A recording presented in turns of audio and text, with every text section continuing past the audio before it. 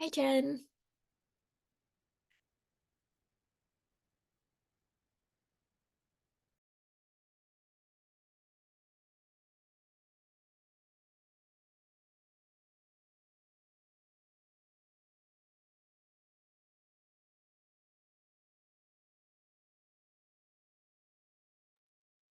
Hi, Jen. How's it going?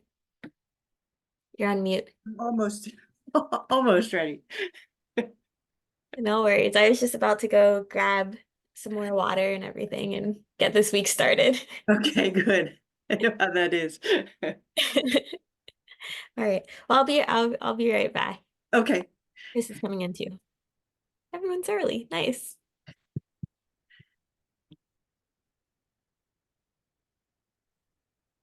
Hi, Chris. Welcome. I was just telling Jen I'm gonna go grab some water and be right back. But good to see you. You're on mute. Oh, hello and good morning. Hi, Chris. Hey, Jen. All right. I'll be right back before anybody else comes. All right, you go. Gotcha. Good time. Oh, how are you this morning, Jen? I'm doing all right. What was your weekend like? Did you get snowed in? I live in South Burlington, Okay, and you didn't get so much then. it wasn't bad. It was Yeah, felt like winter all over again, though. yeah, it got cold. How about yourself? We got a lot. We got about 1.5 feet. I live out in Calais, Very which nice. is north of Montpelier. It was beautiful. It was, I have my daughter and her partner visiting from Arizona, and March has definitely given them every type of weather. So I'm glad they're getting to experience snow, getting ready in case the power goes out. Just about Joys of everything. the joys of living in rural Vermont. Yeah. How long you been at CBOEO, Jen? I think I'm just starting my 3rd year. So I That's came awesome. in with the Green Saving Smart program as a financial energy coach Very nice. just about March of 2022. Very nice. Yeah, I really like working here. It's a nice bunch of people. I have the opportunity to work with Sandrine and Ryan in the mobile home space, and Jess Hyman and Kareen in Oh kind of my the goodness, fair housing world. they're fantastic. Everything Yeah, that's going on there. I work mostly from home. So I don't know everybody that well, but I kind of know the names and what they're doing yeah, yeah, when we cross paths. yeah. Awesome.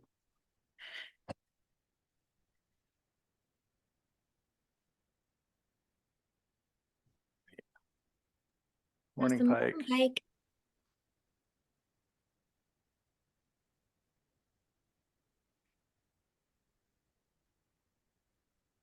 Morning. Hi, Pike. How are you all? Doing well. Very good.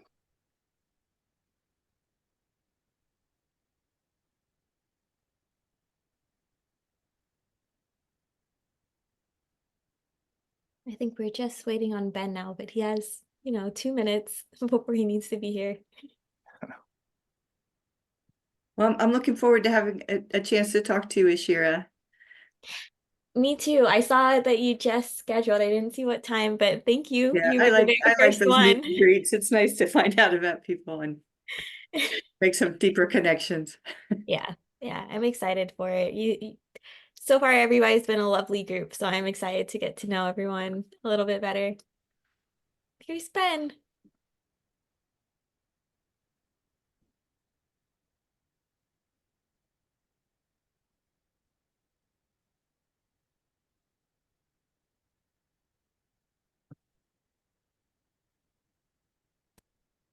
Alrighty, welcome, Ben. Hello, good morning. Good Me. Hi, Ben. morning. How's it going? Pretty good. Good.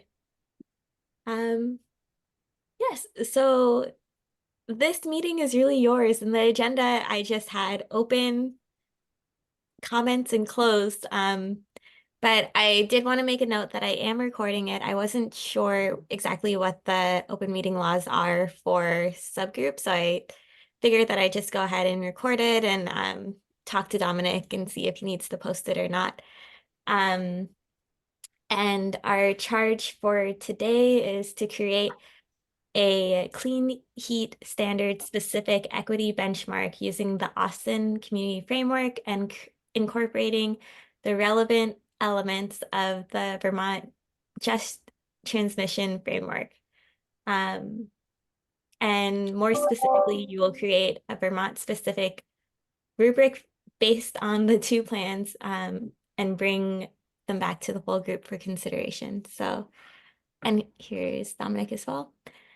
And I saw that Mia sent a write-up that had some corrections, and then Pike reviewed it and went through it. So we're at a good starting place. And I'm happy just to hand it over to you all and kind of be in the background for today's meeting. So go at it. Have at it. Great. Um, Thank you. Would it be possible, maybe, Pike, if you could kind of catch us up on the work that you did and what your thought process was there? I appreciated it. Yeah, so I reviewed the Climate Council document. And as a high-level document, I think it's insightful and can provide some direction, but for specifics, especially for the clean heat standard, I didn't find it as helpful as the Austin. So starting with that, I then moved on to the Austin and tried to adapt language within the Austin rubric that would better meet the needs of our group and our state and the clean heat standard statute. And then I went back over it again, looking at incorporating Mia's suggestions, because it looked like she had the same idea in mind, just trying to edit it to make it clean heat standard specific. In the document that I sent you, there were a couple of areas that I put in red because I thought they could be areas where we should discuss, such as instructions for how to use the rubric. And then some questions about a couple of areas where I thought either I needed more information, or maybe it's not pertinent at all. I also believe that we had discussed maybe a category that wasn't in Austin, which should have been in ours, but I did not include it because I didn't remember what it was, and I didn't have the capacity to go back through our notes to find it. Yeah, thank you for that work. I guess my overall wish for the document is to possibly, in addition to the rubric, have a little bit of a preamble, like both the Austin and the Just Transition did. I thought there were parts of it that I'd like to share later that I would love to see incorporated, such as a broad definition of who are the communities that we want to make sure that are included in the equity, and some other forget what they called them, but there were recommendations from the Just Transition that I thought maybe could come before the rubrics. And I know that Mia had wanted to have it be a document that could live beyond our organization. So I thought if we added some context to it, it's something that maybe could be used later on in all clean heat types of conversations. Yeah, I agree with that. Along with the rubric, I also sent you some proposed draft rules for the PUC, including a lot of whereas statements, which a more creative person than I was at the time could incorporate into an actual better drafted paragraph or two. But the whereas clauses was quick and easy.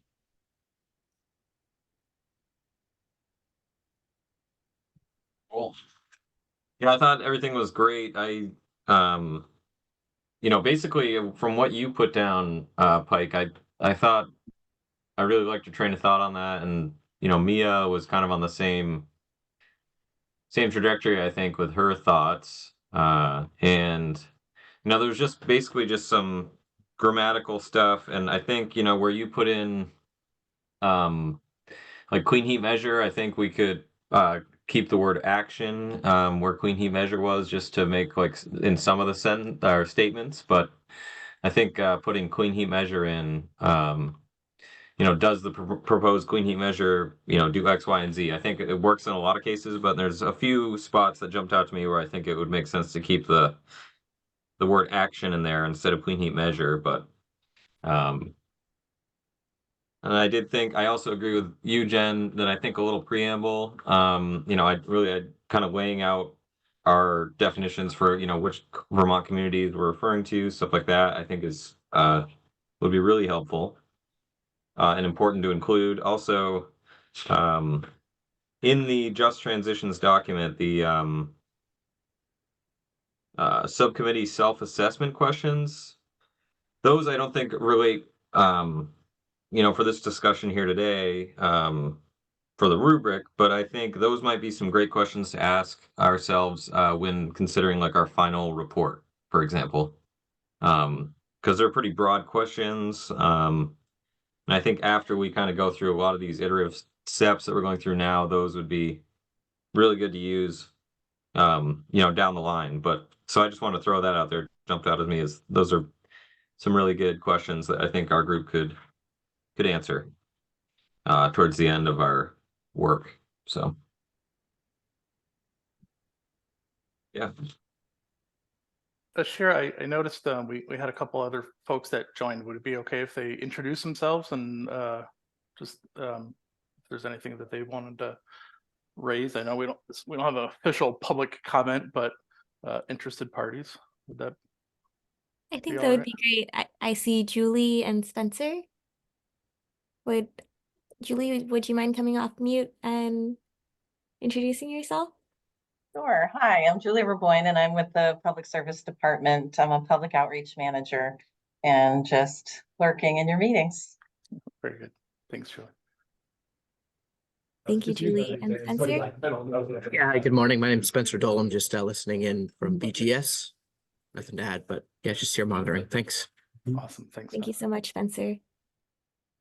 All right. Would it make sense just as a process? It sounds like we should have like a working document, and we can kind of edit that on the fly and share that. Would anybody want to be the scribe? I don't mind doing it, but if somebody's more inclined to do so. All right. I think that sounds like a good idea. Yeah. Yeah. So let me. I wonder if we want to start with the idea of the definition of the communities that we're Yeah. keeping in mind. The one from the Just Transitions document that says expanded equity definition to include rural, low income, and marginalized communities. And I liked that inclusiveness. And I didn't know if we wanted to go further to include more specific definitions of other marginalized communities. And I also know that the indigenous communities was very strongly presented in the document too. So I thought that should be included in some way, along with other communities where we're aware of that may have had some difficulty being part of the conversation for clean heat. Agreed. Sure. Yep. Sure. Would it be possible if I can get share? You should be able to. Oh wait. I'm sorry, I might have missed it. I think I got it now. Awesome. Jen, could you throw the language you mentioned into the chat? Sure. Yeah, if you have something that's This cut is and paste. this is just from the I think it's the first part. It's the equity definition in the Just Transitions Committee, but I'll write Yeah. down what I have. Oh no, I think I The language I used, low and moderate income and historically marginalized, disadvantaged, and underserved Vermonters comes from the climate council's guidance document. Yeah, that's where I was getting it to. Okay. Is this the document you were talking about? I think it's I did add the hyphen, so it didn't necessarily read undeserved Vermonters. Yeah, and I like your inclusion of moderate income too. I think of other communities. I don't know how we want to describe them, but I think of New Americans, possibly renters, as a group that I found maybe doesn't have as much of a voice as opposed to homeowners. I think that's true.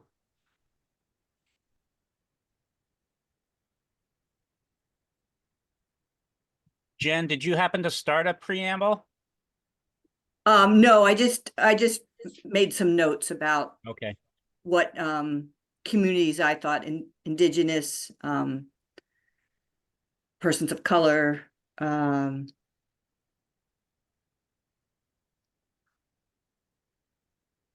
that weren't specifically defined in that document, but I felt could be included in marginalized communities.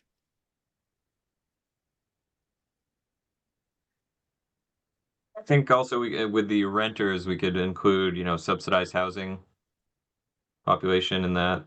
Uh,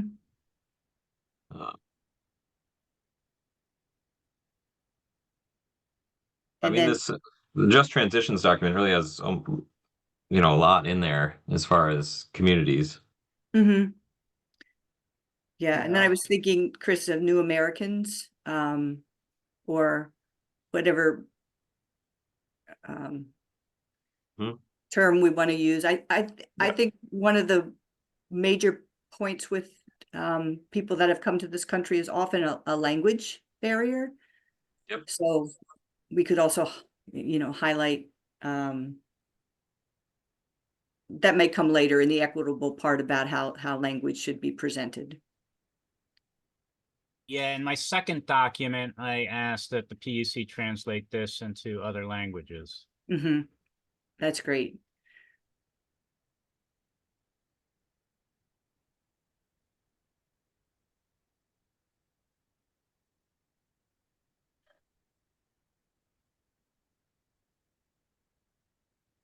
So you mentioned a preamble. Was that more focused on just on the groups, or was there something specifically from the Just Transition document that was? I think it was it came at the beginning of it, and it might have been under the introduction, or it might have been under the definition of equity. Pike, do you know exactly where that rural, low income and marginalized language came from? It was No, one, let me escape. I think it might have been right under this view just here transition and key pull that term. up.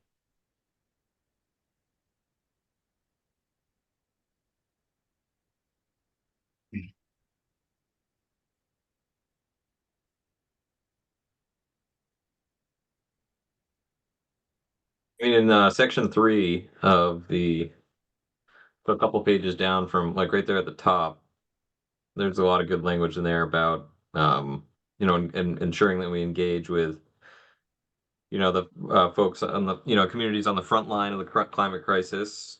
Talking Yeah. about how these folks are more vulnerable towards the impacts of climate change. Really, that whole top paragraph, I think, is more or less applicable. This.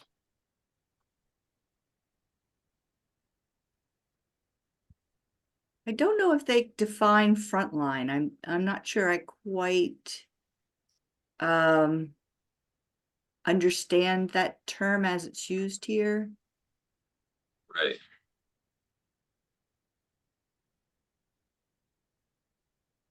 I think in a way, everybody's impacted and everybody's frontline as far as climate crisis. So I don't know if it's communities that need more help to get transition into clean energy or that have Right. kind of been left behind. I'm not sure. I'm not sure if they define it in the document itself. It's a good question. I mean, certainly like frontline in my mind, I'm thinking about like, a lot of the mobile home parks in the state are located near flood prone, in floodplains, for example. So yeah, that just the more like that's kind of the obvious one that jumps out at me. Being more susceptible to the extreme climate variability that we're seeing. Um, I also thought of it as the folks who are living near power plants, both Mm. in Vermont and elsewhere, and who have to breathe the more noxious fumes, Mm. particulate matter, et cetera, et cetera. Yeah, that's certainly true.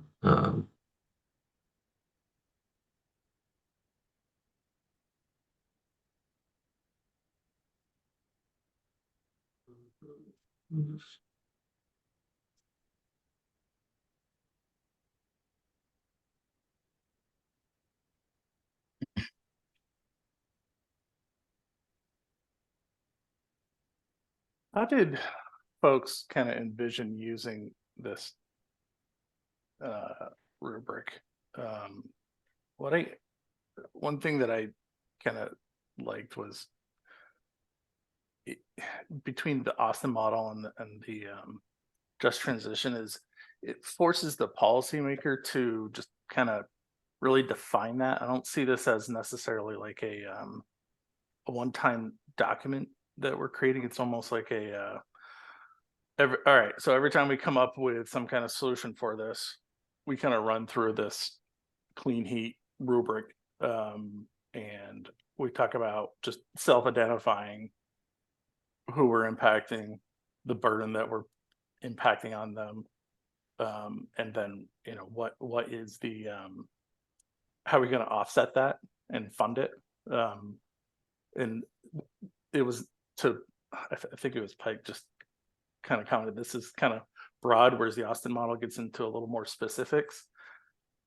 How did you picture this equity document that we're kind of merging the two would be used? It's just a value statement, or is this more like this is our customized clean heat rubric?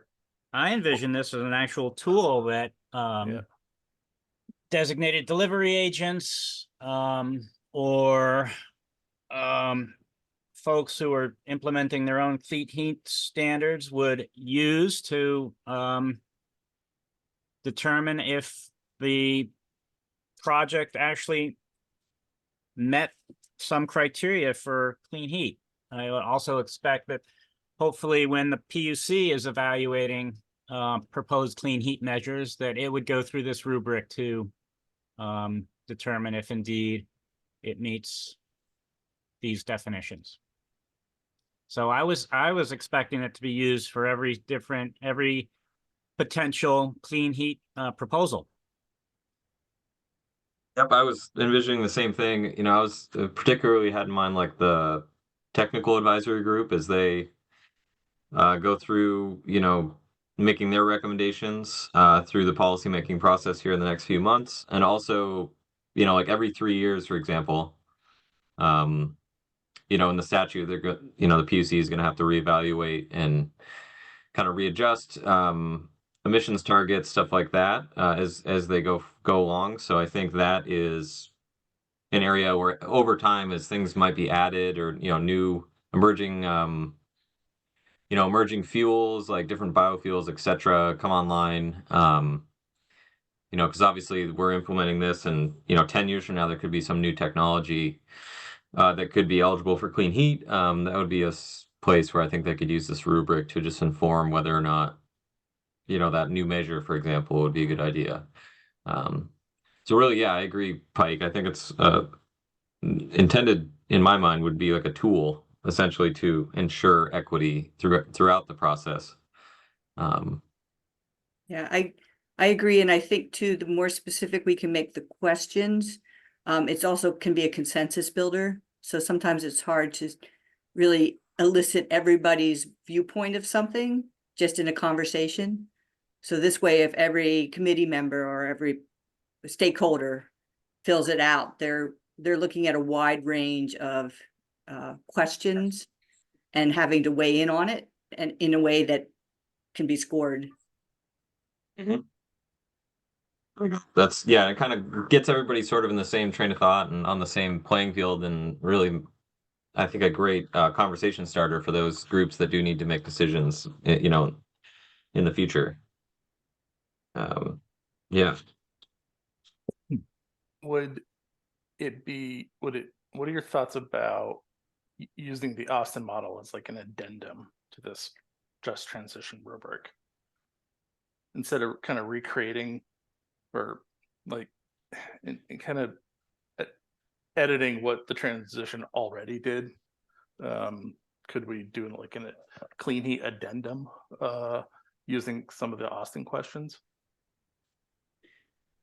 Or It's a good just point, because yeah, I mean, how much does it make sense for us to kind of more or less like copy that, you know, the just transitions document that's already in place? You know, I find myself looking at this and it's like, oh, this is all great language, you know, that you know, there's no, in my mind, there's no major edits that need to be done to the just transitions document, you know. I think it's pretty inclusive of a lot of the groups that we want to capture.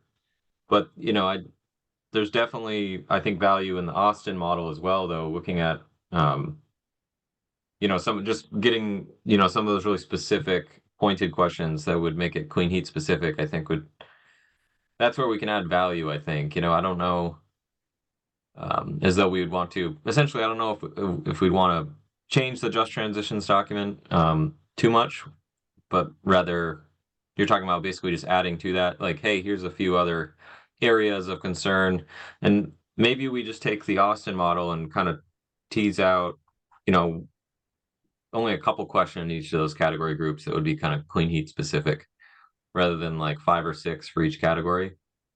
That would make sense to me. So So we want it to be more, you know, obviously approachable for folks too. Yeah, I think, you know, if we were to have these future groups go through, you know, all the rubric on the just transitions document, and then like another 25 questions after that, that'd be pretty, like, you know, I think it'd be great, but it would also be like a lot, you know, to easily apply to everything. So yeah, maybe we distill down the Austin questions to the ones that we see as being, you know, the most important in each category. And I did want to, I don't know how many folks looked at Mia's, you know, her document there related to the Austin model. She suggested having a section on workforce. Which one did she?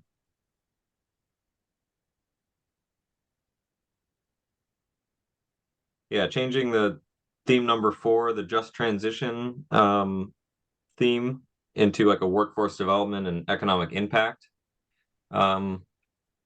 you know, theme for the number 4 of the Austin model. I thought that made a lot of sense, because obviously that's a primary concern, is in, you know, the workforce here in the state. We know that it's you know, the department is doing as part of the thermal potential study, they're also doing a workforce, you know, potential section of that study. So we'll know more about that as we move forward, but I think that would be an important area to, being a small state, I think that's really important to include the workforce development aspect. Yeah, and I agree that it shouldn't be too lengthy or too onerous.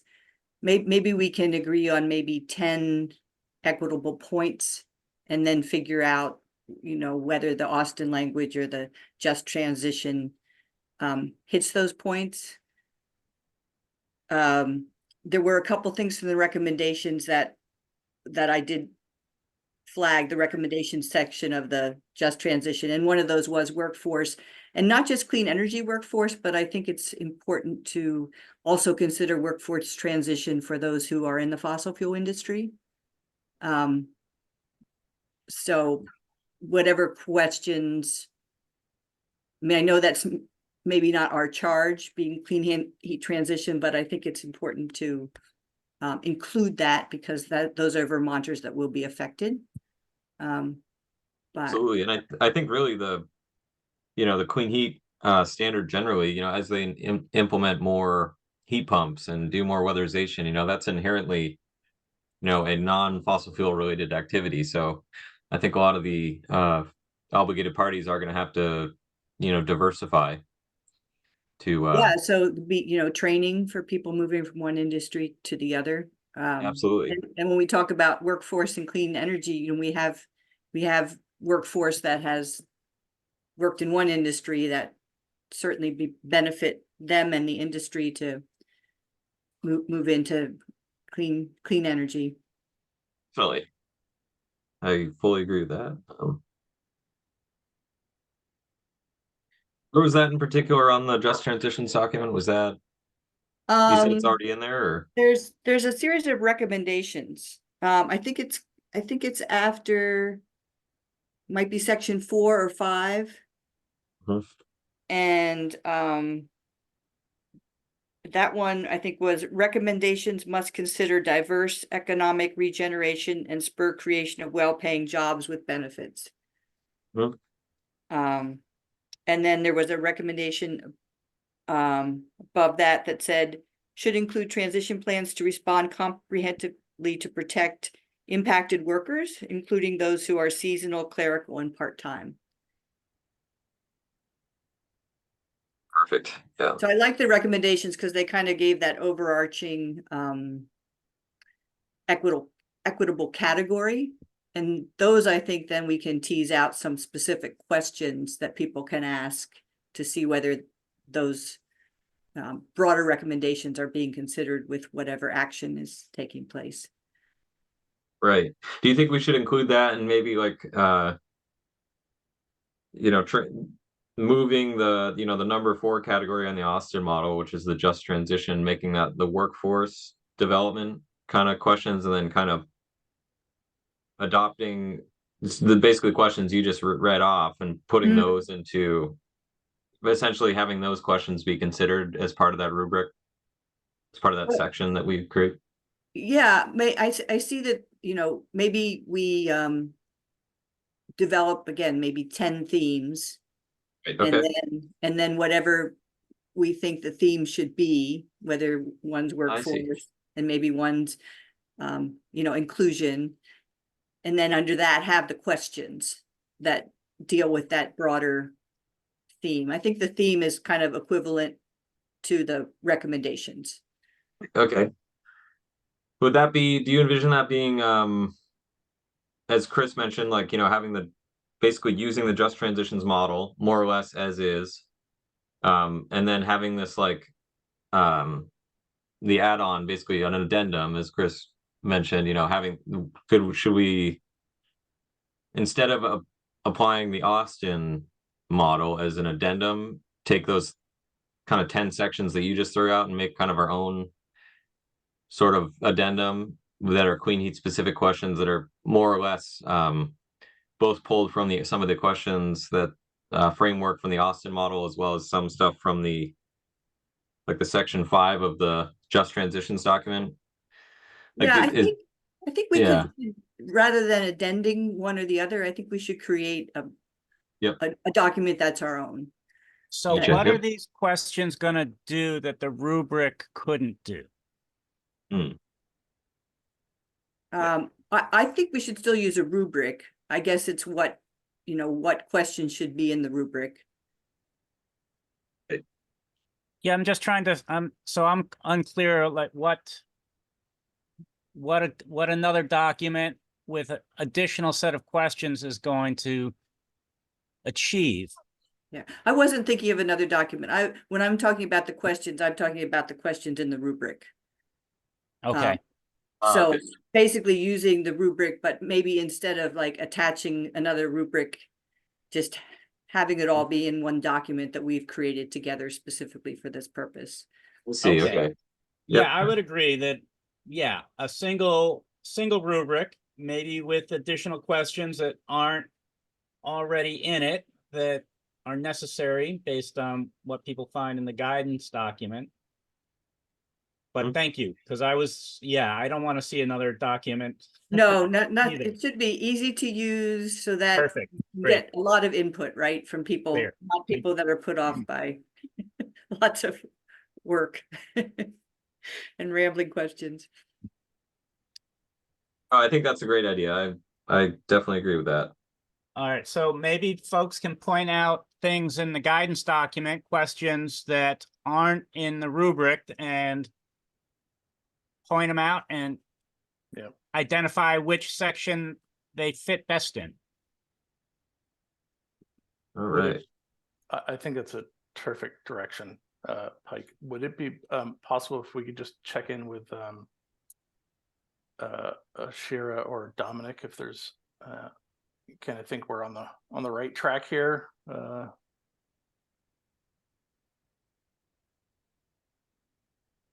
Yes, I see Dominic's hand is up. Sorry, I was looking for the thumbs up reaction. Yeah. All right. I especially want to acknowledge, I don't remember who made the comment earlier, but as we go through this policy design process, a endorsed document from EAG where we can look at a policy decision that we're making and run through a series of questions to see how our, thought solution scores would be super duper useful. Great. That sounds like the right track. All right. That is awesome. Who's Love- sharing the screen now? Is that you, Chris? Yes. At the risk of being presumptuous, is it possible for you to share my version rather than the original Austin version? Because those already incorporate things that Mian and I have thought were relevant and important. Yeah. Not presumptuous. Maybe efficient. Rubric is the document. Yes. I think I've got it up here. Is this the right one? I believe so, yeah. Can everybody see that okay? I can blow it up a little bit. What would be easiest for me? I don't really have didn't make the connection with the rubric and the recommendations, but if I could read the recommendations that I thought were important and maybe you could say where they go in the document. Yeah.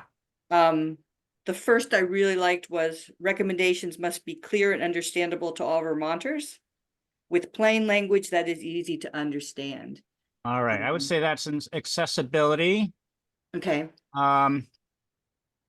And we have this already. Does the proposed clean heat measure remove barriers that might prevent individuals in low and moderate income and historically marginalized, disadvantaged, and underserved Vermonters from benefiting fully? And clean heat measures were implemented as written. So that's long and cumbersome. Maybe there's a better way of writing that.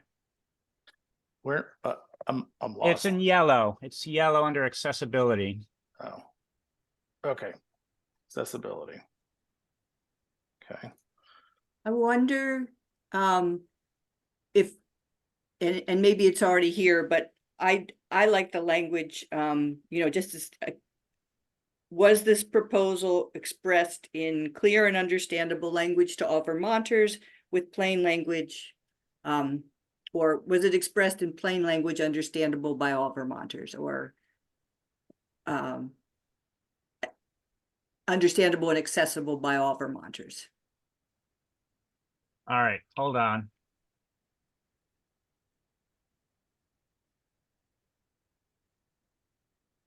So this would be the time where I would say we could use a Google Doc, we could all view, we could all edit, all make suggestions on. And actually, because we are in a meeting now, I don't even believe there's any reason we couldn't do it because we have a warned meeting. However, I'll keep quiet on that. Is the items in yellow the ones that you viewed as making it to the final copy? No, so the yellow and white, I used Austin. Every other one in the Austin rubric was differently colored, so to make it easier I to see. read. And I see. I found that when I didn't have some way of making them easy to read, such as bullets or something, Yep. so I used the Austin just colors. So the white and the Gotcha. yellow and white and other colors are equally important. They're just different colored so that you can Yep. read them more easily. Yeah, okay. So everything in this accessibility section is what you and Mia had gone over. Yeah. All right. So Okay. is the proposal expressed in clear language accessible to all Vermonters? I Yeah, think that's concise and it, yeah, I mean, all Vermonters is all encompassing, right? I mean, it's to all Vermonters, yeah.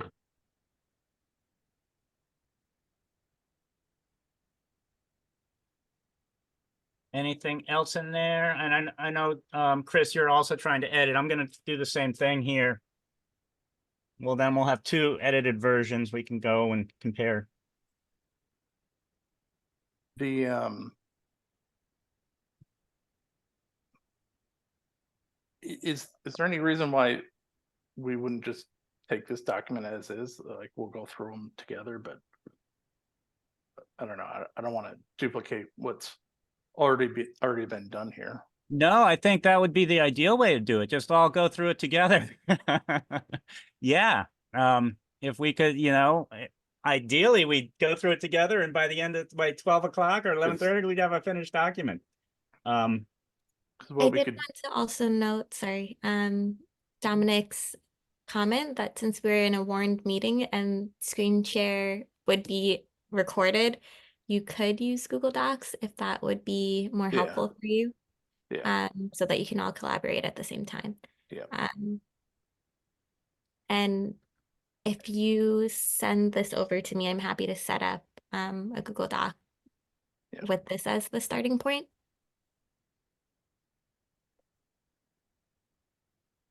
Sounds good. Okay. Did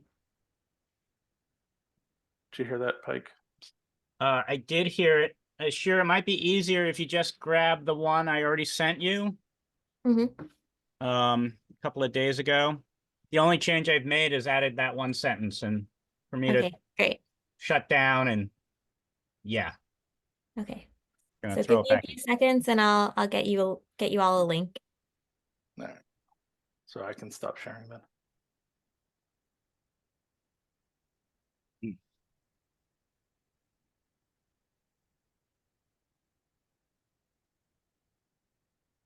I'll just reiterate from the message I dropped in the chat, since we are in a warned meeting, since it's going to be visible in the recording on the shared screen, we're well within the bounds. I'll just note that got to keep it up on the shared screen while we're all using it. And then once this meeting is over, basically consider that a static document that we can then use in the future, because it was created in this warned meeting, and then we will bring it back up in another duly warned meeting.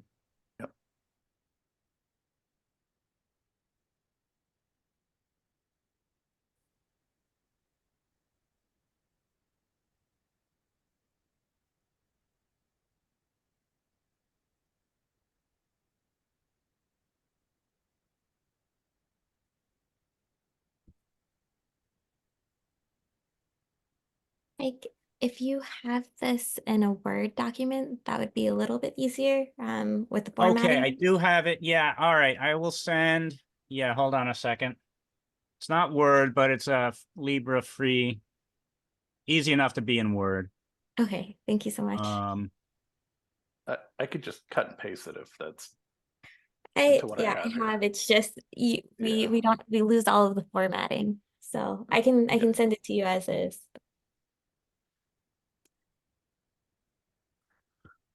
I'll save as. Just dump it in a Word doc here. Here's the link that we'll be working off of. And right now I just have the copy and pasted PDF version, which is a little difficult to read, but once we get the next version, it should be easier.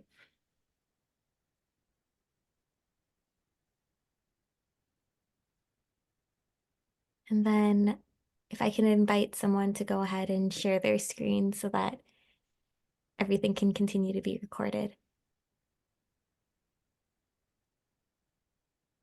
Pike, do you want to do that, or I took your rubric and dumped it into Word?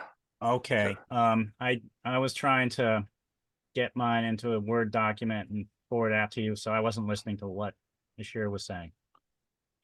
I was just inviting someone to share their screen so that we can continue to record whatever happens on the Google Doc.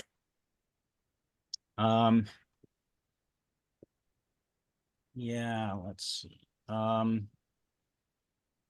I could possibly do that. I use 2 screens, so we'll see what happens. Am I sharing my screen now? You are. All right, and what am I sharing? A Google Doc? Yes.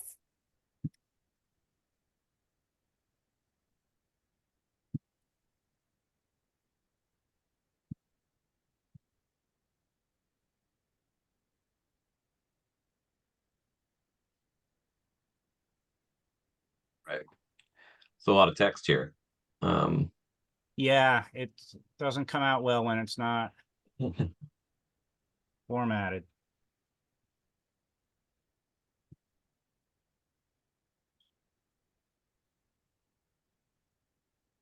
I'm still I trying to. have Adobe Pro, which can convert PDF to Word. It's not great about formatting, but if it is the best we've got, I'd be happy to do that real quick.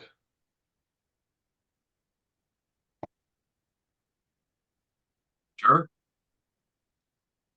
Let's see. Let me do it real quick and let's see what it looks like.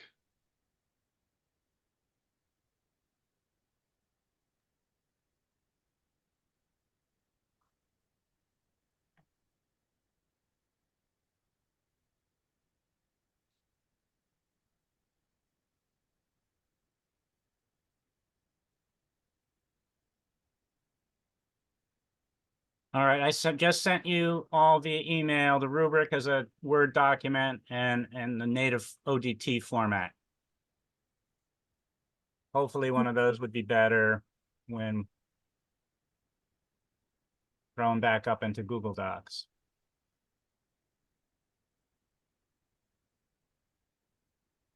Just got it. Thank you so much. Now I got to find which screen we should be sharing again because you're probably looking at my Gmail account, right? So, wow, so many windows open. Ugh.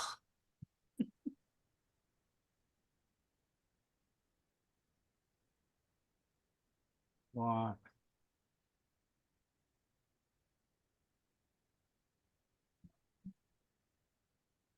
right, I think someone else should share their screen because I am all discombobulated right now. So we're using the document you just sent. Okay, but if we threw that up into the Google Yeah. Docs, where we could all edit. I think I can share my screen.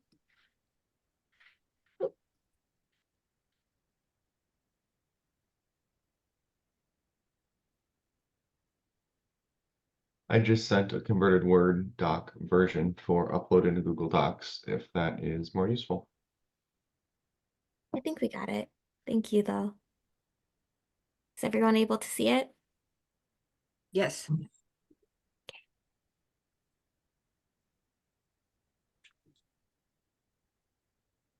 Oh, much better. All right.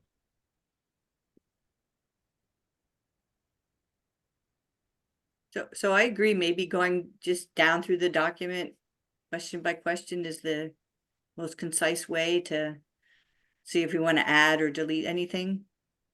Jen, I would I say think let's. I agree. I disagree to start with. I think, Jen, you had some specific things that you thought should be incorporated. Why don't we list those and find a location for them, and then let's go through the document line by line. Okay, all right, that's great. So the first one again was that any proposed actions be stated in clear and understandable language. accessible to all Vermonters. Okay. So I wrote, is the proposal expressed in clear language accessible to all Vermonters? It's not formatted entirely right. It should be its own color combination there, but it's in there. Good. Okay. Yep, that's great. Right. I think the other thing I flagged were the two recommendations about workforce. That any action include a transition plan that will respond comprehensively to protect impacted workers. All right. I would think that could be in community capacity, although I flagged and read, like, how does that work in the context of the clean heat standard? Maybe this workforce piece is it, or maybe in the just transitions.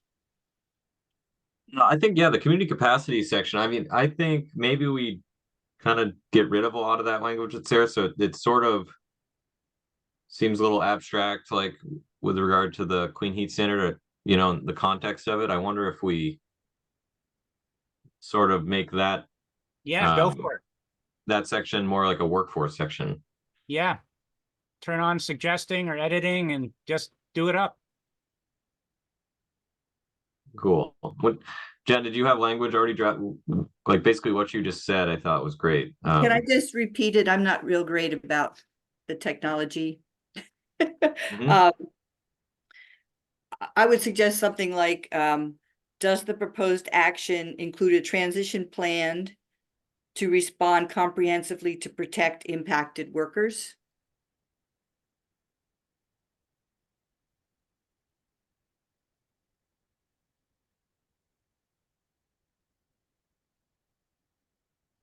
All right, so I'm not a stenographer. One more time, slowly. Does the proposed action include a plan To respond comprehensively, excuse my spelling, to protect impacted workers.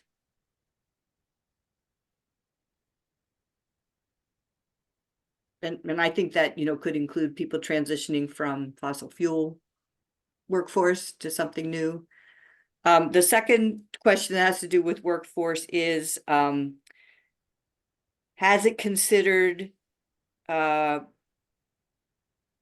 diverse economic regeneration and spurs creation of well-paying jobs with benefits?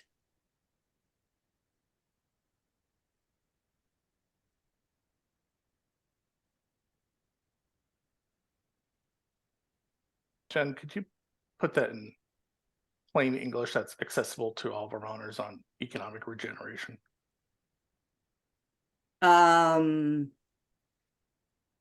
Let's see. We say it's a Economic Mia had some progress, language. maybe. What was that? Maybe diverse economic progress, or Opportunities. this came from the just transition, so I'm not sure exactly. To me, it would making sure that the jobs that were created were, you know, Yeah, there's some language from accessible, Mia. were more not just Yep. accessible, but beyond well-paying, something that could be sustainable. So not just, you know, something like a career path. Yeah. I don't know. No, that's Maybe sustainable is the word. yeah.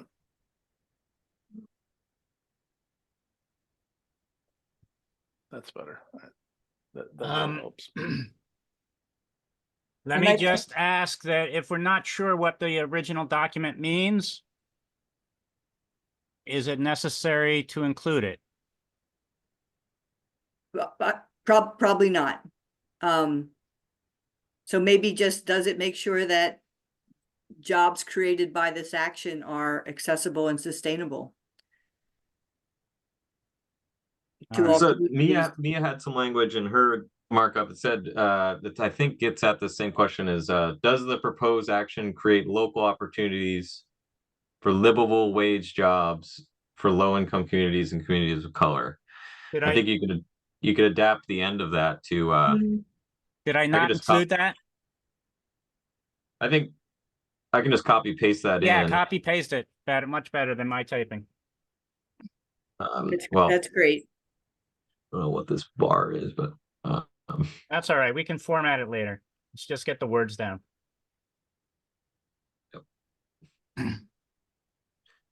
um,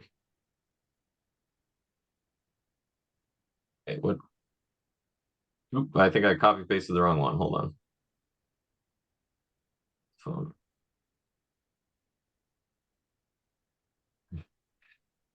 Yeah.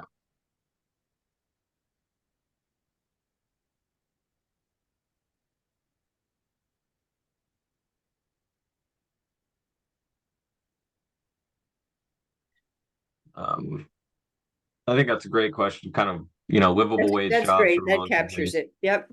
Yep. Mhm. All right. Any others, Jen? Um, There's also uh, one here.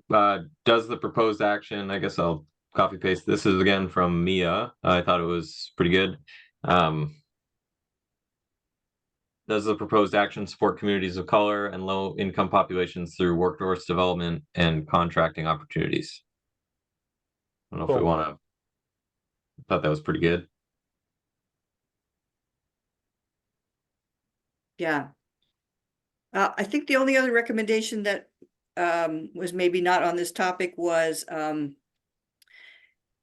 has has the action in implementing this action, have you identified and considered barriers to implementation and strategies to overcome them? So I guess it's the identification and consideration of barriers to implementation. I don't know what category that might go under.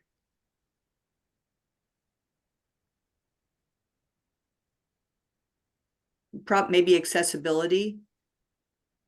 Yeah, I'm not sure either because I'm not sure how that's an equity question. Well, I think of things like in any action, if there's, if we're dealing with a low income Vermonter and there's not enough funding to have them access the action, I consider that a barrier. Okay, so barriers not to the implementation, but for access for low and moderate income and Yeah, marginalized. barriers to maybe the action taking place. Would it be accessibility? Yeah, I would think that would be under accessibility. Sometimes the implementation of, like, let's say some of the incentives that are already out there, if they don't, the implementation doesn't, there's barriers to accessing some of the solutions. So under accessibility, we do have this. Does the proposed clean heat measure remove barriers that might prevent individuals in low and moderate income, historically marginalized, disadvantaged, or underserved Vermonters from benefiting? So the sentence is awkward. It needs fixing, but from benefiting fully in the clean heat measures. If you That were sounds, I think that captures it. Mhm. Okay, yeah. So if someone, we need to edit that sentence, but Yeah, if it captures the essence, then I think we're good. yeah, that's great. Those are the ones I really flagged as being, I thought, really good. Chris or Ben, did you have any other additions? Um, And then once we do get them all down, let's go through the document. I don't have any additions as of now, so I said we could start going through the document if anything jumps out at me. Okay, Chris, do you have any? No, I just going back through our charge. I just wanted to just tie this back to this document really accomplishes the equity advisory group is charged with supporting the commission in assessing whether customers are equitably served by clean heat measures and how to increase equity. So just talking through these, this document will check that box. This is moving along great. I don't have Agreed. anything to Yep. add right now. Yeah. All right. All right, let's read through it and make edits on the fly. Health. The proposed clean heat measure should improve health, physical. I can't see that section. Did it? Oh, it's at the very top. Oh, are you looking at the Google Doc? I'm looking at on the screen share. I can see it now. Thanks. Okay. The proposed clean heat measure should improve health, physical and mental, outcomes for low, moderate income and historically marginalized and disadvantaged and underserved Vermonters. The strategy upholds the fundamental human right to clean, healthy, and adequate air, water, land, food, education, transportation, safety, and housing. Does the proposed clean heat measure reduce? Well, got two reduces in there. Air pollution, and then a list of pollutants, and reduce asthma and other respiratory related hospital visits. Does the proposed clean heat measure extend expected longevity and or quality of life for populations experiencing health disparities? Does the proposed clean heat measure reduce stress, anxiety, and depression, improve mental health? Does the proposed clean heat measure help restore or protect ecosystem health, land, air, soil, water? And overall response for the question justification. So I don't know if it's absolutely necessary. I thought that the Austin model of putting health for both people and environment was a little wacky, but I'm willing to live with it. I was also thinking that since there is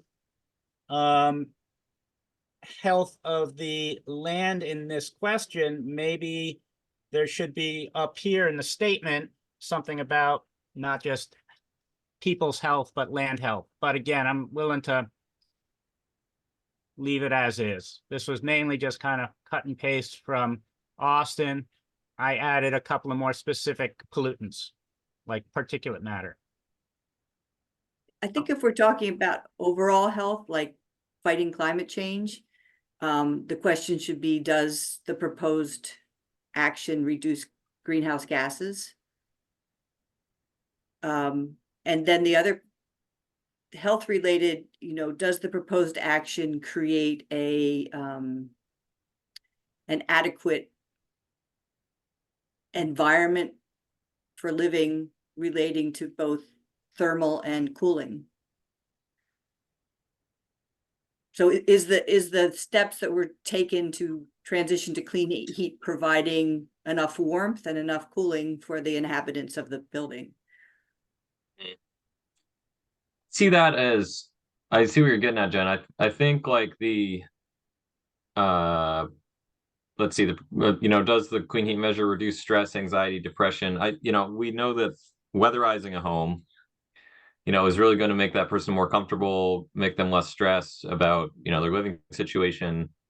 They'll have less anxiety as a result of having a better place to live. So I think that sort of gets at that, but I think maybe just being more explicit about that. I think we could probably summarize, does the proposed clean heat measure increase the quality of life for the or just I guess just on its own, does the proposed action or clean heat measure increase quality of life for the consumer or the that sounds good. Yep. That would be more, it would probably be more applicable to all. You could kind of easily ask that question of all measures that are going to be eligible. So do we want to keep all of these as is, or do we want to kind of drop one and then put that back in? I mean, I think there's that one about mental health. I think that's pretty good. Do we also, do we want to, there is a bit in here about education, transportation. I don't know how much that really applies in this case. I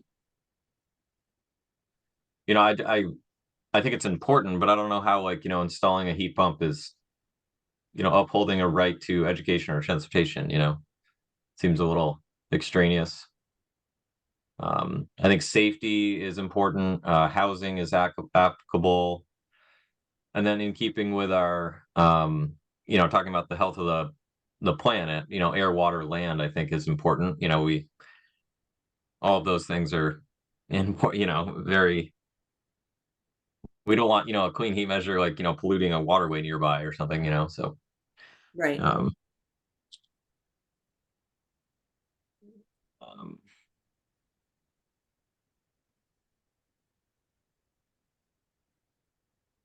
yeah.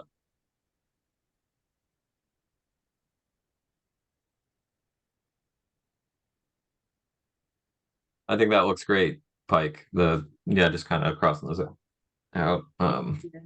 And I think that maybe that, does the proposed clean heat measure reduce stress, anxiety, and depression? Maybe we could just use what you said, which was, does it increase the well-being Yeah, of the, I think well-being is a good way to put it. We could say, does the proposed clean heat measure improve the well-being and general, I guess, well-being of Vermonters, or that would be. So for me, well-being is too abstract. Yeah, that's a good point. I don't know how you measure well-being. how about good. comfort? I guess I keep coming back to the fact that I think it's very important that whatever measures are taken are create the warmth or the cooling that the person needs. Okay, so warmth Because and it's not cooling as is much simple more as, concrete, and if that's what we're talking about, that's what we should be putting in the rubric. But well-being and warmth are, So if we're talking about ensuring that a clean heat pump actually heats the house, let's talk about that. I think Yeah, heating right. and cooling, Yeah. because I talk to people who want a heat pump in because the summers are hotter and Yep. their particular health conditions require that they stay cool. And the same for someone who needs to have a measure that will provide them with the amount of heat that is good for them. It makes them comfortable or makes them healthy. Right. I think for that, we'd want to, instead of saying like hot or cold, we'd want to say, does the proposed clean heat measure adequately meet the thermal load of the dwelling unit?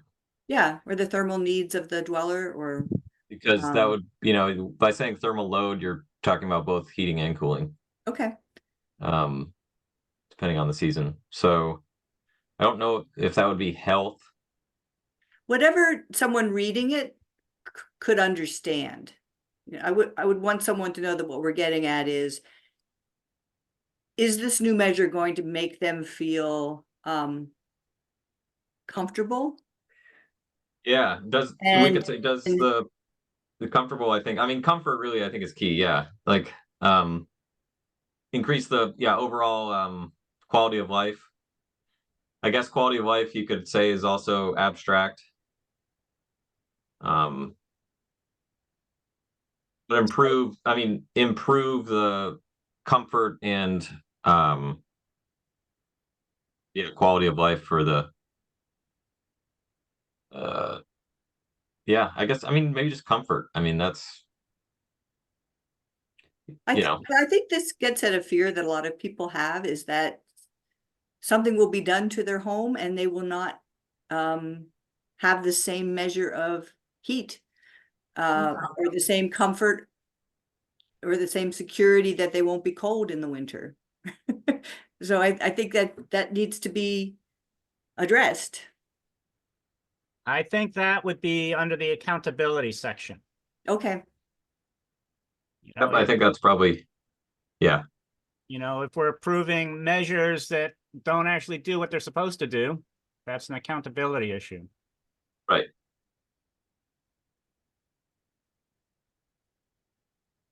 Right, AKA, we don't want heat pumps installed in homes that, are not suitable for a heat pump. Or it might be a heat pump and something else. I think Right. it's, the complexity that I think it is going to show up when contractors are dealing with homeowners and they're really getting down to what's going to work. Right, that person might Maybe have we a can't few capture different that sources here. of heat. Yeah. Yeah, basically doesn't make sense, for that person.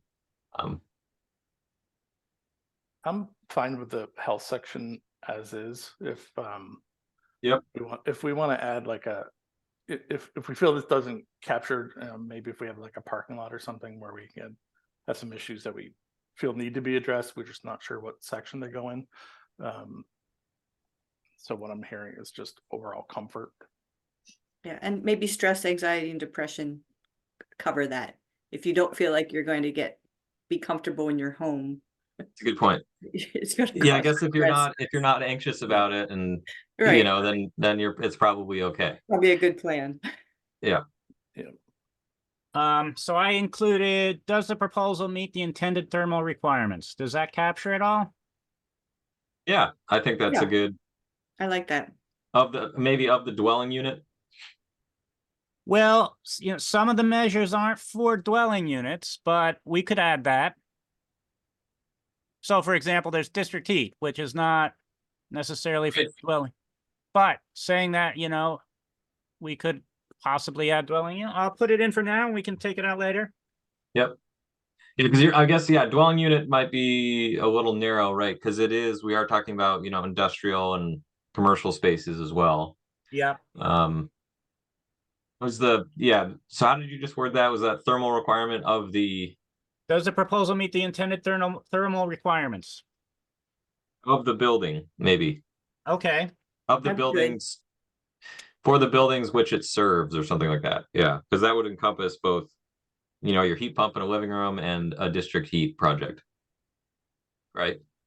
That would be applicable in both.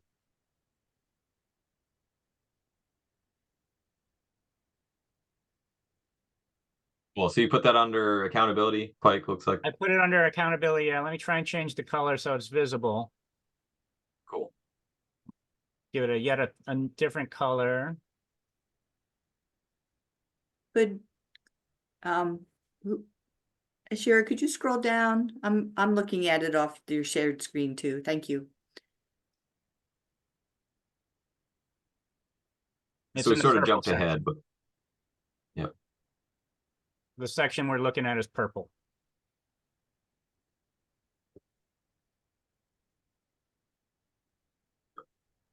We sort of jumped ahead. I guess we can stay on. Well, yeah, we started as possibly a health issue. So Right. Any other additions to health or any other changes to health before we move on to affordability? I don't think so. I'm good with health as it is. All right. Someone want to read out the affordability piece? Because my throat's getting sore. Sure. Yeah, go for it, Jen. The proposed clean heat measure should lower and stabilize costs related to home heating costs as well as basic living needs, housing, food, utilities, healthcare, transportation, etc. for low and moderate income and historically marginalized, disadvantaged, and underserved Vermonters. First question, does the proposed clean heat measure prioritize low and moderate income Vermonters? Is the proposed Yep. Is the proposed clean heat measure affordable to residents, and/or does the proposed measure offer inclusive financing strategies that prioritize the most income burdened populations? Be specific about whether you're financing through an organization or the city. Does the proposed clean heat measure reduce energy cost burdens and the number of families that are cost burdened by housing, including utilities? Does the proposed clean heat measure generate burdens, including financial, health, and costs, either directly or indirectly, onto others, including communities of color or low-income populations? If yes, are there opportunities to mitigate these impacts? And last, does the proposed clean heat measure offer low and moderate income Vermonters financing at favorable rates? So in red, there's inclusive financing, which I think is a term in Mia's piece, and I wasn't sure what it was, so I didn't include it, but I put it there for discussion just because I don't know what it means doesn't mean it shouldn't be in there. Wow. So Yeah. inclusive financing, can they access it? Just because you offer financing, a lot of low and moderate income households, financing is a barrier, period. And so if there's just a qualification process, like if there's an assumption that, oh, you're taking out a home loan to do this, well, that's not really accessible. It's not inclusive of the impacted communities. So more alternative financing, such as financing through your utility company or a grant program to the state. Those are going to be more inclusive options to finance. I actually would like, financing really doesn't work for a lot of low income. Almost, if you're talking actual low income, that's not an option.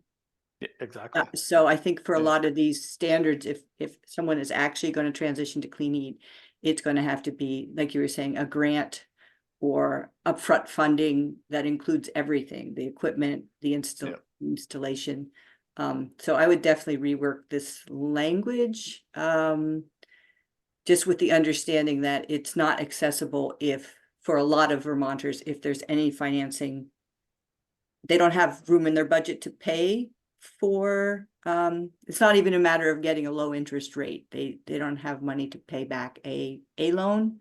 And they're also not going to be part of a program because they don't want to take on more debt. Yep, exactly. I think that's a great point. Also, just the first paragraph, I think it's sort of, and after Pike gets done editing this, kind of the first paragraph of the affordability section here. I think there's some language in there about, food and transportation. Again, all things that I think are important. However, I don't think the Clean Heat Standard is really, we're not really focusing on, food and healthcare and, transportation needs as with this with the Clean Heat Standard. So I think it's a little bit not applicable here. I guess it's getting at basically, are folks able to still for their basic living needs if they are installed a measure? So Or we could make it as well as basic housing and utilities, since those would be directly related to civilized costs. Housing, if a measure came in that maybe a landlord put in that raised rent rates, or if someone with a heat pump and their utility went up.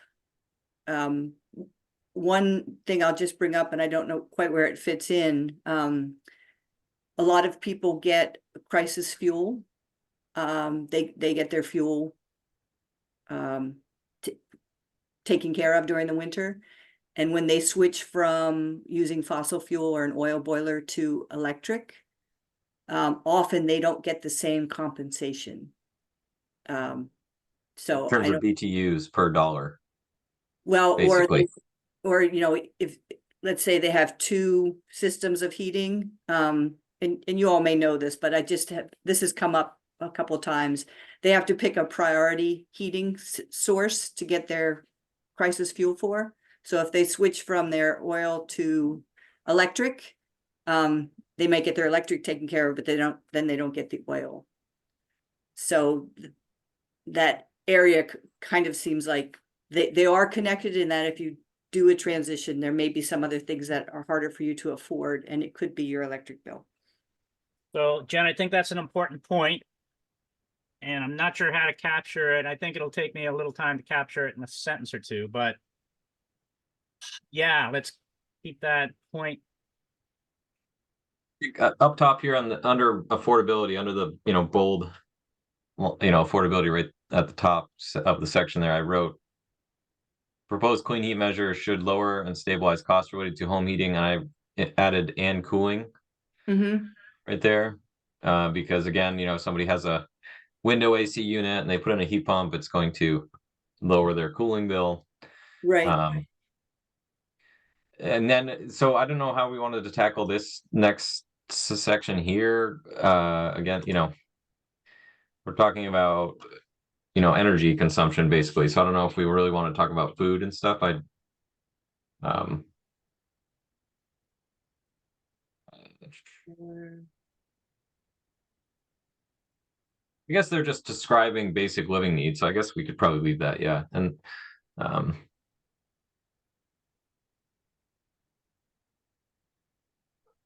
sorry.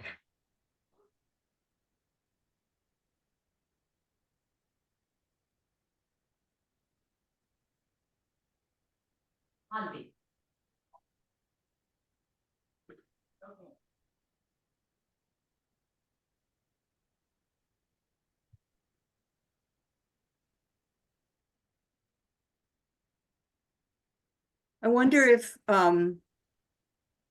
is the proposed clean heat measure accessible to residents regardless of their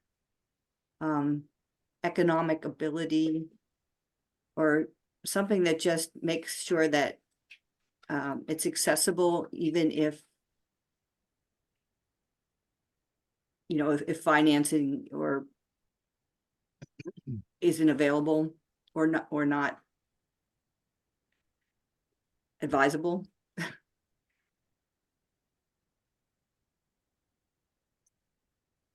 Yeah, can you rephrase it? Because I'm not sure I understand the question. I wonder if changing affordable to accessible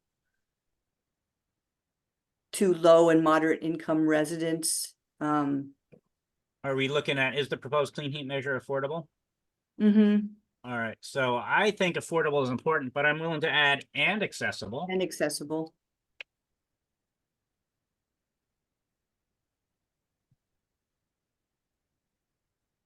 I just wanted to jump in really quickly with a time check. We have about 13 minutes left in what we allotted for this session, and we have a few options. So it looks like we still have some things to work through. So we can either, if everyone has the time, we can try to extend this meeting. I know I have an extra 30 minutes that I might be able to extend. Or we can find another time to meet, but I just wanted to check in with the group and let you know where we are on time. I would like to continue. I'll note that if it's possible, Ashira, if you could make me the host of this meeting, I could continue, keep it going, keep the recording going, and let everybody finish their work here. Okay. Can't stay too long after the allotted time, but I can stay for a little bit, probably 10-15 minutes extra, because I do have some other obligations today. So Yeah. And what was our allotted time up till 12? I think 11:30, right?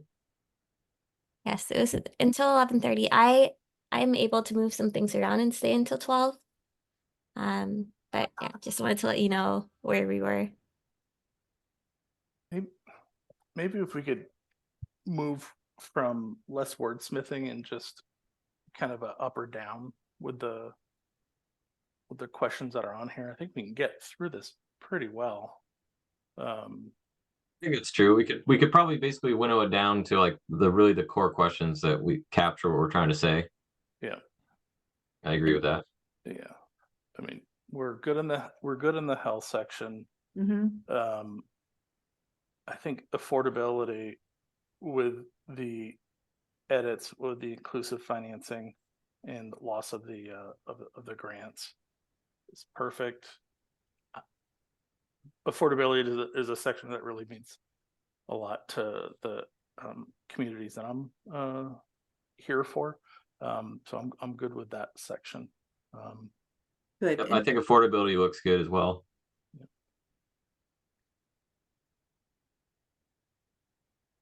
So accessibility we're on to now.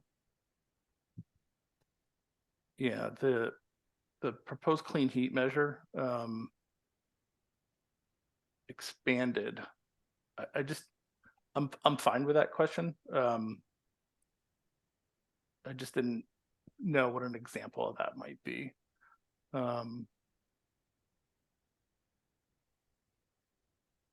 Where are you talking? Just like Accessibility to the first one in yellow. Does the proposed clean heat measure expand access to clean heat measures for low and moderate income? that one, I think we might want to switch clean heat measure to action. Does the proposed action expand? It's like, for example, if you're going to do in the statute, there's like electrical line extension. Let's say somebody's going to increase their service to 200 amps or something. You know, that would be an action. You know, yes, it's a measure, but it's also like, you know, you're doing this so that you can get heat pumps or something. I see expand as maybe breaking down some barriers. So having a program that, you know, has upfront money rather than a refund, which would allow more people to make that transition who may not have the upfront money. Right. So I think the question is now, you know, does the proposed action expand access to clean heat measures, et cetera? I think that's a good, well-worded question. Yeah. Since we have that question there, back to the affordability where I added access, do we still need that addition of access? Is the proposed clean heat measure affordable and accessible, given that we're looking at accessibility in its own section? Why We not? can probably take that out.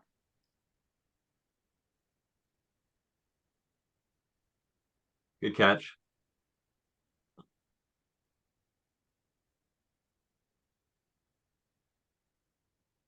No other comments for accessibility.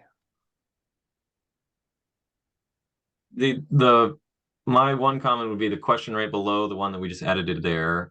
Does the proposed clean heat measure increase equitable access to information and education around climate and disclose potential harms in health and climate? I think that's sort of a random question.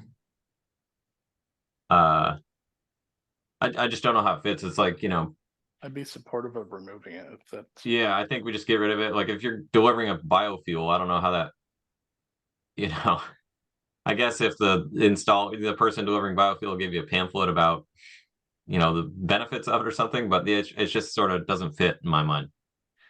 I don't know if we want to just get rid of it. Yep. Is this where we would put something in about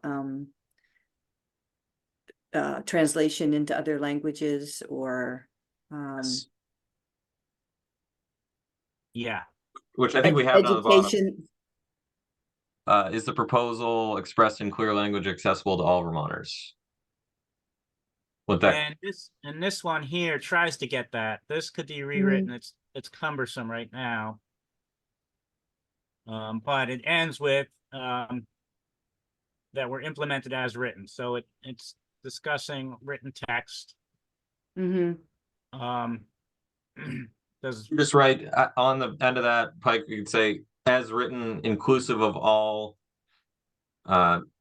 in a way that is accessible, like language accessible or inclusive of all languages. But we sort of say that, yeah, consider language, gender. I mean, I think it's a pretty all-encompassing question / statement there because of what's in the parentheses after the question. Yeah, and I didn't know if this was Mia's or if this was from Austin. I'm not sure. Can check. Oh, it looks like it's from Austin. Yep.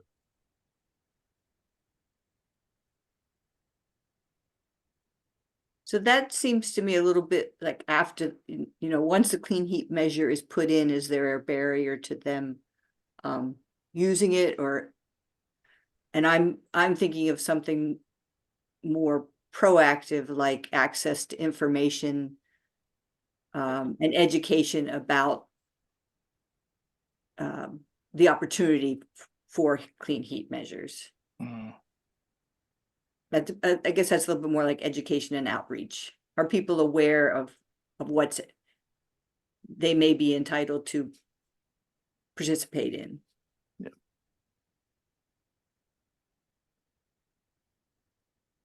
That's good. That's very straightforward.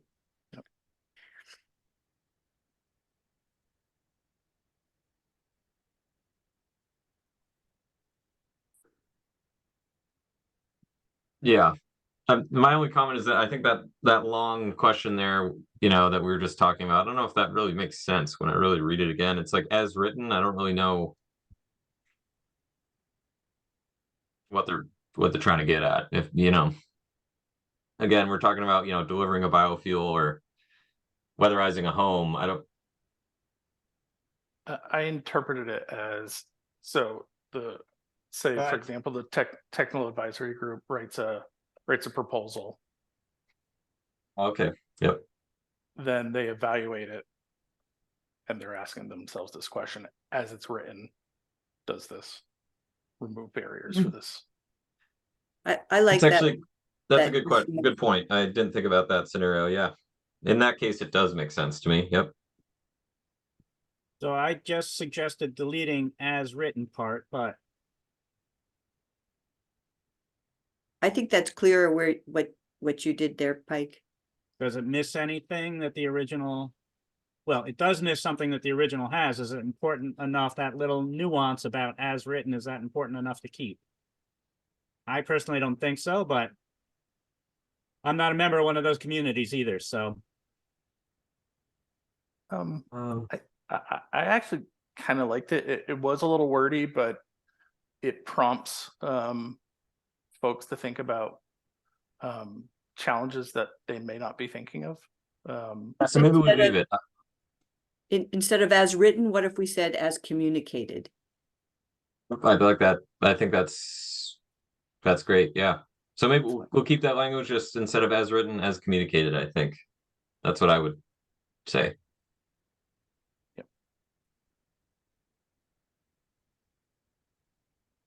Um, You hit the back arrow, maybe yeah, maybe. the undo. All right. Yeah, I was looking for under suggestions on the right, you can go back and not approve a certain suggestion. I think I just got rid of suggestions that maybe we wanted to keep, but I don't know what those are. So back arrow might have been better. Okay. All right, I'll let someone else edit that one because I'm not sure what we're doing right now. As communicated. Okay. Yeah. Cool. All right. I love the question about, you know, manufactured homes. I think that should So stay. let me just, with the idea that we're going to have a preamble for this piece, let me suggest that this list maybe would make more sense in the preamble, where it would be more general to the whole document, and also make this read a little bit better. I agree with that. I think, yeah, saying straight up, like, because that's a really nice inclusive list there. So to kind of attach it to this one random question is sort of, I think it could really be applied to all of them. Yeah, I agree. Yeah. Yeah. So I'm going to So, keep the language there for now, but let's think about moving that to the preamble when that's written. I agree with that. Great. I think we could go to just transition. I'm happy with the affordability or accessibility section as it is.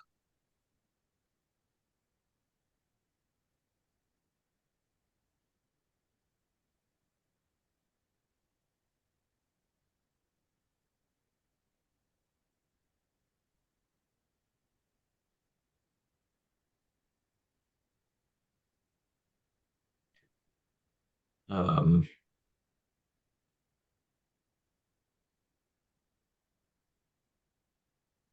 We're all fine. I was gonna say these look great. I don't really have any for the just transition section. I don't think there's really any major edits that jump out at me, unless anybody else sees anything. I think they look good too.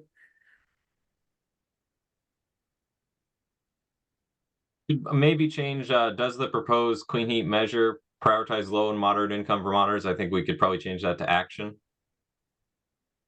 Kind of the beginning of the next page down there. Like change this right here to action. So it's a little less specific, a little more broad, because I think that's something we want to be asking of kind of all things that, does this action, Right. because it's written in the statute that they need to be prioritized. So that low and moderate income Vermonters need to be. So maybe does everybody agree with that? Mm-hmm. Action.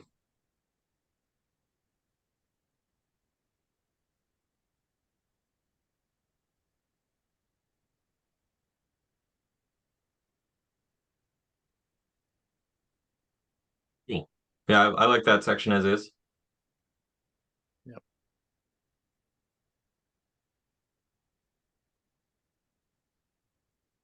So yeah, community capacity, I think we sort of, we already made these additions. My question, I guess, here would be, do we want to remove anything? No.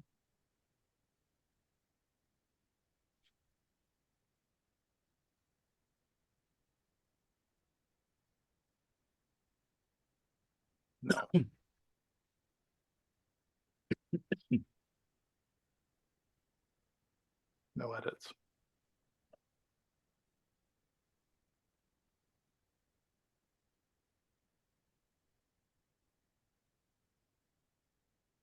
Yeah, I think those also look good. At least not right now, over time, if we think of something to add or subtract, we can, but I think at the moment they look good.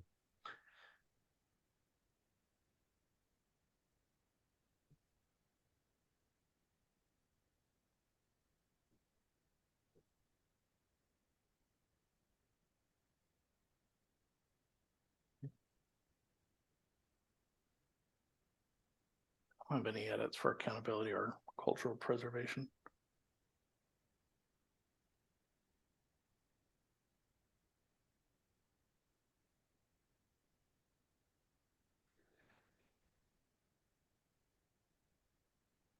Yeah, those look good to me as well. Nothing really jumps out at me. And of course, when we bring this to the broader group, folks might have a different view on it, but I think the edits we've made have been, I think, pretty good. And yeah, I'm happy with it as it is now. And I'll probably revisit, in the future to just kind of go through and see if this, as things develop, like, will these apply as we intended? You know what I mean? Like, I don't think this is necessarily set in stone at the moment, so I think it's Yeah. looking good. I think, in some areas I used acronyms, LMI, to represent a whole phrase of folks I didn't feel like typing. So there are little cleanup pieces that need to happen. But that's an easy enough task. This is first draft, so Yep. The colors are taken from Austin to help readability, and I'm not sure the colors are the best way of doing it. These could be numbered individually, they could be bullet pointed. How do folks best think that it could be formatted for readability?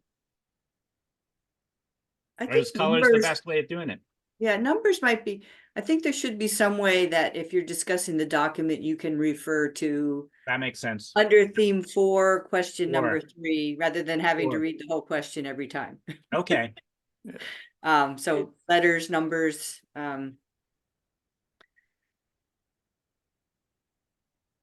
Would it be helpful to copy and paste my notes from earlier in this document, so we'll all have, that was kind of like our objective, our communities, and our kind of the preamble piece? yeah, Or- that would be helpful. Then we'd have all the preamble Yeah. language. kind of what we there. came up with. Yep. Do you want that in the beginning or at the end?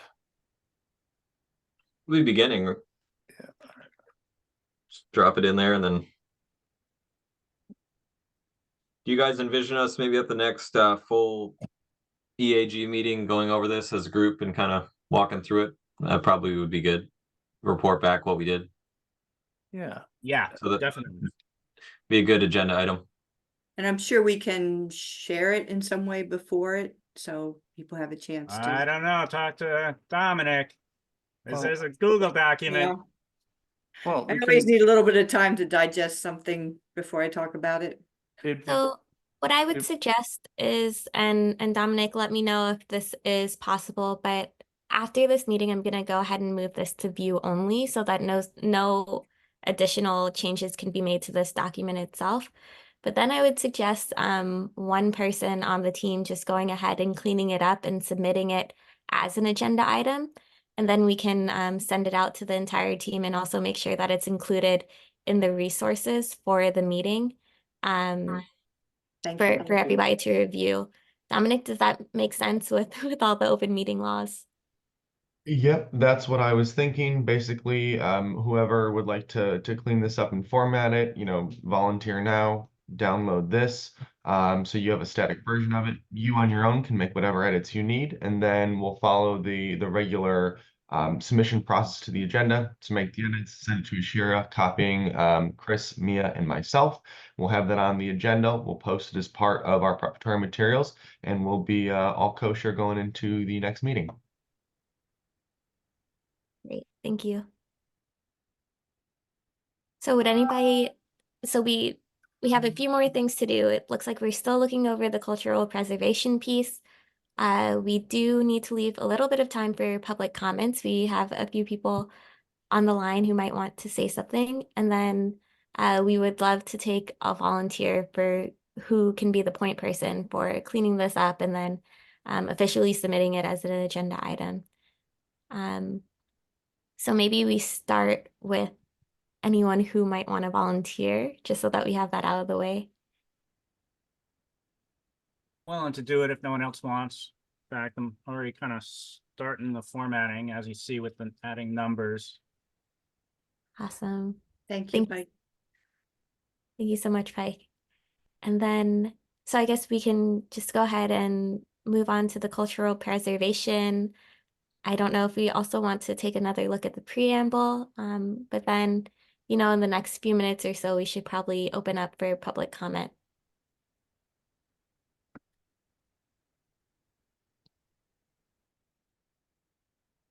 I thought we were all set. I think with we're that, good right? on the cultural preservation side, so Okay, great. yep. No, it's a good check, and yeah.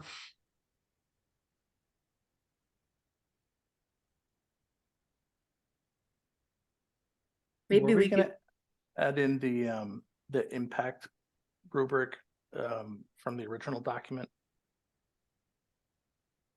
It kind of had like because Oh, the yeah. output was that we had some kind of scoring on it, and it used a impact where it was a harm, neutral, or benefit, -1, 0, Right. +1.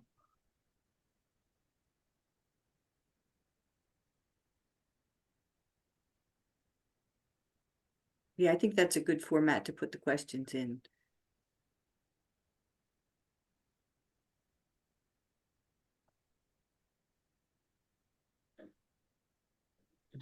I just don't know that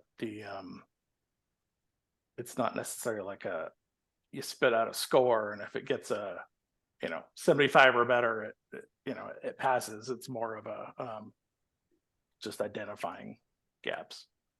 Right. And I did see in the original framework, if it was had a negative score, it needed to like kind of go back to the drawing board, and figure out how to rework it before implementing. Yeah, we might want to think of some guidelines for use, things like that. If I think that we should come up with it maybe as a whole group, probably. Yeah. yes, Yep.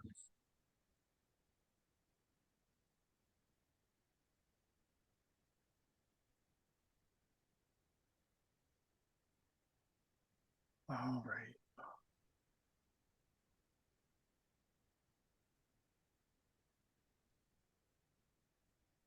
Pike, are you comfortable drafting up a preamble based on our conversation as a kind of When is it due? next meeting? So it'll be the Friday Remind me when before. that is. Be So- what next week? Yeah. Today's Monday, so we're talking about next Tuesday or Thursday? Yeah, I could have a rough draft of something. Okay. Well, yeah, and then we could discuss it at next meeting. I think that'd be. We would just And need to so get I it would say if warned. you are able to at least send, maybe if you don't have the preamble altogether, but if you have some of these other points, if you're able to send those by at least tomorrow, that would be great because we're trying to get the resources and agenda out to everyone early so that they can have time to comment. Oh, okay. Do you think at least that would be possible without maybe without the preamble? Not for me, because I'm not sure what you mean by points, because I was maybe only half paying attention the last 5 minutes. Sorry. I was talking about so all of the numbers underneath like the titles like health, affordability, accessibility, those look like they're mostly edited. The suggestions just need to be accepted. Yes, so yes, I can do that by tomorrow, yes. Okay. Thank you so much. So logistically, will I still have edit access, or do I need to download this and then upload it again? So I would go ahead and make a copy of this, or yeah, you can download it as well. Because after this meeting, I'll go ahead and put it on view only. So you won't be able to edit it from this document. All right, hold on. So don't do that anytime soon. No worries. All right. And I wanted to check in to see how everyone is feeling, if this might be a good time to open it up for public comment. I see a thumbs up, I see a nod. Yeah, I think so. Okay, so I'll go ahead and open it up. I know that we have John, who just recently joined us. We have Spencer and Julie. If you have any public comment that you'd like to give, now is the time.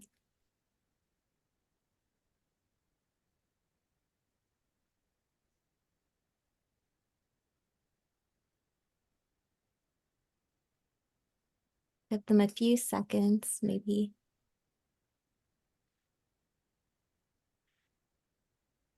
And I know, John, you put a question in the chat, so maybe I'll just read it out to everyone. John asked, where is the equity when a low-income homeowner having applied clean heat measures still has to pay for higher prices for fuel? Spot on. I don't think know if that's- anyone has a response. Well, I think that's particularly a situation that I've been thinking of throughout as we've been drafting this framework. I'm thinking about households that they're not going to be able to transition, even if you give them a grant. They're still not going to be able to transition. They're just, I think that'll be a tougher group to how we find mitigating solutions. The just it goes beyond just weatherizing and switching from a fossil fuel to a clean heat acceptable piece. There's going to be a population that can't transition, and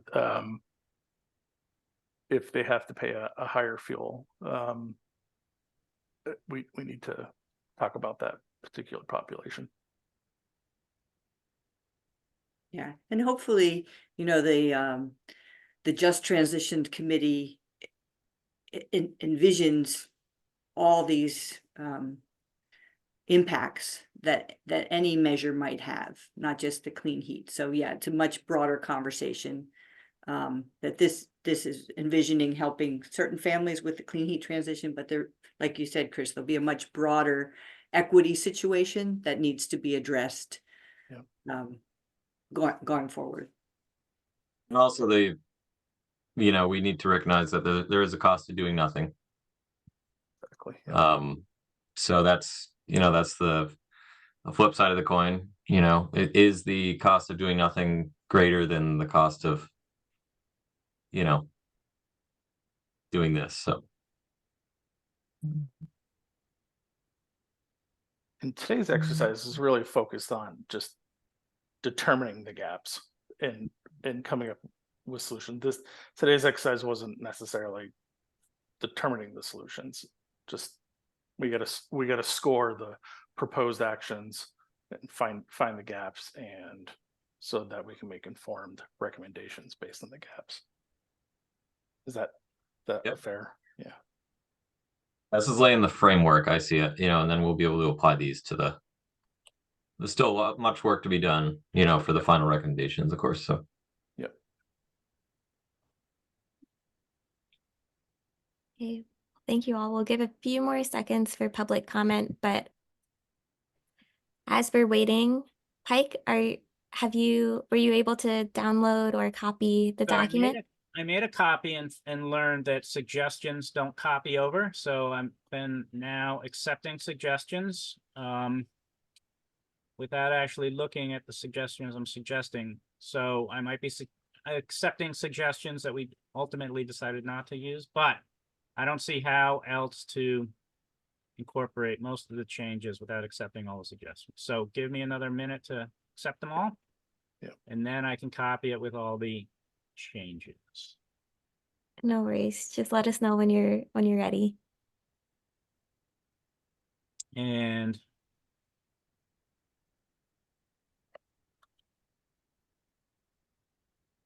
I do want to just chime in to say thank you everybody for being on today and for doing this work. This is really precisely what we hoped for in this subgroup format. It felt like you were all able to get through work. This is very useful, and I'm excited to see how this is received by the full group and eventually incorporated into the PUC decision-making process. thank you. So just all right, it looks like I've got a workable version. So if you want to cut me off from the original, you can do so. All right, I'll be cutting everyone off, so go ahead and change it to view only. Okay, so everyone should still be able to view it, but no additional changes will be made. Right. Great. And again, just echoing the thanks. You really pushed the needle forward, and I think that it's gonna set, a good precedent for the EAG in general, something firm to work off of. So yeah, great job. And just to reiterate our action points, Pike, you said that you would send over the rest of everything except for the preamble for me, so that I can include it into the resources for next week's agenda. I'll go ahead and also, with the help of Chris, we'll share a quick overview with leadership, with Mia and Dominic, just what we worked on today, and so that we'll do just without the revisions. It's okay. And before the meeting on next Tuesday, we hope to have the preamble as well. And the earlier the better, because if we're able to share it with the rest of the group, then we can get more input, and hopefully we can come to a quicker consensus at the meeting. Does that sound good to everyone? All right, any lingering points, last minute Thank you, pieces? Akira. Thank you all. That was a good conversation. Agreed. We'll see you all next week. all right, thanks. Bye now.